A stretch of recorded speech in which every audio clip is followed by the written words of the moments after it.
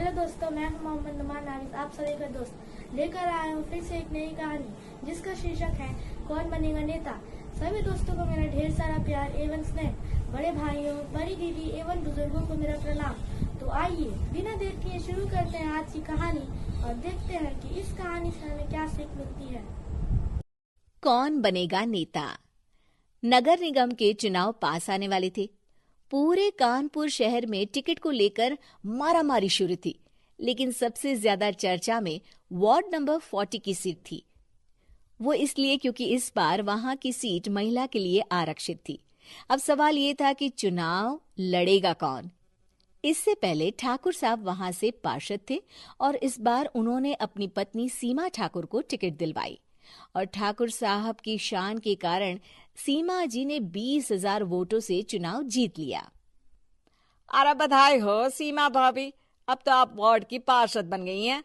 अब तो हमारे काम आप ही करवाएंगी। अरे ये तो सिर्फ नाम की पार्षद बनी है, वो तो महिला सीट आ गई, वरना पार्षद तो मुझे ही बनना था। अब भले ही चेहरा इसका होगा लेकिन पावर तो मेरी ही होगी। अरे वाह भाई साहब, क्या दिमाग लगाया है आपने भी। आइए आप लोग, खाना लगा दिया है सबके लिए। सीमा जी पार्षद बन चुकी थीं, फिर भी उनकी एक ना चलती। सारे काम ठाकुर साहब खुद ही संभाल लेते और जहां जरूरत पड़ती वहां सीमा जी का अंगूठा लगवा लेते। सीमा जी ज्यादा पढ़ी लिखी भी नहीं थी। एक दिन ठाकुर साहब और सीमा एक प्रोग्राम में जाते हैं। अरे ठाकुर साहब, आप आ गए। ओहो, पार्षद मैडम भी आ गई हैं। स्वागत है आप दोनों का। लगता है हमारे पार्षद फंड का सही इस्तेमाल हो रहा है। चलिए अब उद्घाटन करते हैं। ये लीजिए ठाकुर साहब कैची, आप ही सबसे पहले प्रवेश कीजिए। सब लोग आगे निकल जाते हैं और सीमा जी पार्षद होने के बावजूद भी पीछे खड़ी रह जाती हैं। वो देखती हैं कि वेलकम बोर्ड पर उनका नाम है, लेकिन महिला होने के कारण कोई उनका सम्मान नहीं कर रहा। अगले दिन एक आदमी उनके घर आता है। अरे ठाकुर साहब नमस्कार। कल ना हम नोटिस किए कि हमारा घर तो अवैध है और नगर निगम वाले उसे तोड़ने आ रहे हैं। अरे कुछ कीजिए ना ठाकुर साहब। देखो भाई, मैं तो ज्यादा कुछ कर नहीं सकता, पर अगर तुम सबकी जेब गर्म कर दो तो कुछ हो सकता है। कुल मिलाकर 4 लाख लगेंगे। अरे 4 लाख ठाकुर साहब? अरे भाई, मैं अपने लिए नहीं मांग रहा हूँ। दरोगा है, इंजीनियर बाबू है, बड़े साहब है, सबको देना पड़ता है ना थोड़ा थोड़ा। बोलो है मंजूर? तभी वहां अचानक सीमा जी आ जाती हैं। अरे ये आप क्या कर रहे हैं? पहले इन्हीं लोगों से तो आपने वोट मांगे, अब इनसे ही पैसे ले रहे हो। अरे चुप रहो तुम, तुम्हारा काम है सिर्फ अंगूठा लगाना, तुम वही किया करो। मुझे दूसरे काम तुम मत सिखाओ, समझी?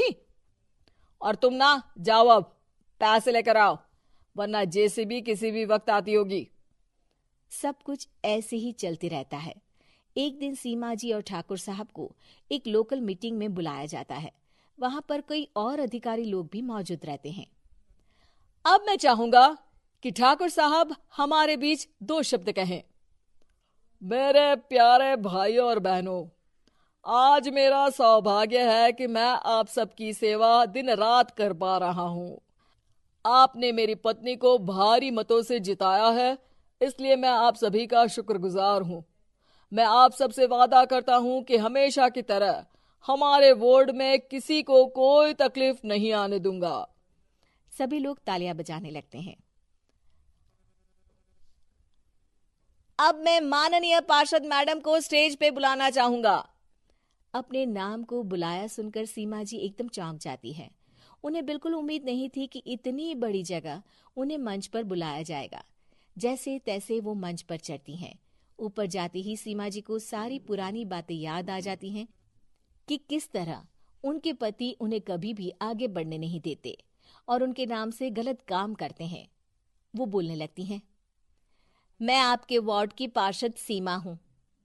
आप में से बहुत कम लोग ही मुझे जानते होंगे, क्योंकि इससे पहले मुझे कभी ऐसा मौका ही नहीं मिला। सारे मौके मेरे पार्षद पति यानी आपके ठाकुर साहब ही लेते रहे, लेकिन आज ये मौका मुझे मिला है तो मैं इसे ऐसे ही नहीं जाने दूंगी। मैं आपको ये बताना चाहती हूँ कि आपके ठाकुर साहब मेरे नाम की आड़ में गैर कानूनी काम करते हैं, जिस पर अंगूठों के निशान मेरे होते थे। इसीलिए मैं अपनी गलती मानती हूँ और आज अपने पद से इस्तीफा देती हूँ, ताकि आगे से कोई गलत काम ना हो पाए। अब फैसला आप सबके हाथ में है कि आप हमें क्या सजा देना चाहते हैं। सीमा जी की बातें सुनकर ठाकुर साहब के चेहरे का रंग उड़ जाता है और वो शर्म से मुंह नीचा करके वहां से चले जाते हैं और पद से इस्तीफा देकर ही सही सीमा जी अपने आप में आत्मविश्वास महसूस करती हैं। इस कहानी से हमें यह सीख मिलती है कि हमें अपने स्वार्थ के लिए दूसरों का इस्तेमाल नहीं करना चाहिए, जैसे कि इस कहानी में ठाकुर जी ने सीमा जी का किया है।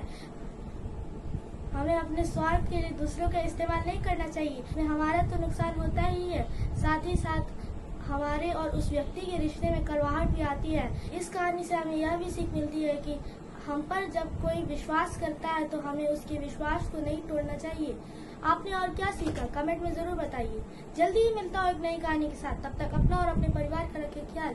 Be happy, keep smiling, have a good day. Thank you.